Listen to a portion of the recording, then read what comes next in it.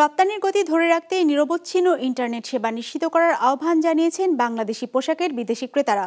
সোমবার তৈরি পোশাক রপ্তানিকারকদের শীর্ষ সংগঠন বিজিএমইএর নেতাদের সঙ্গে বায়ার্স ফোরামের বৈঠকে দ্রুততম সময়ের মধ্যে ইন্টারনেটের গতি বাড়ানোর উপর জোর দেওয়া হয়।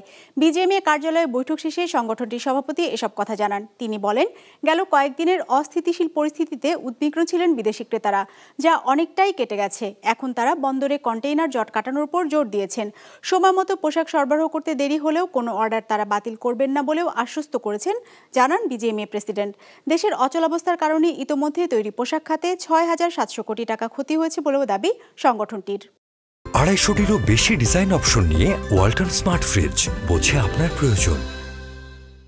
তারা নিরবিচ্ছিন্ন যাতে ইন্টারনেট থাকে সে বিষয়টা আমাদের কাছে রিকোয়েস্ট করেছে। কন্টেইনার জট সেটা যেহেতু দ্রুত শেষ হয়, 5 দিন ডিলে হয়েছে, সেই কারণে যদি আমাদের কোনো প্রকার যথাসময়ে যদি আমরা মালটা রপ্তানি করতে না পারি, সে কারণে আমাদের কোনো প্রকার আমাদের ক্যান্সেলও করবে না এবং ডিসকাউন্টও করবে না, এবং সে বিষয়ে আমাদের আশ্বস্ত করেছেন।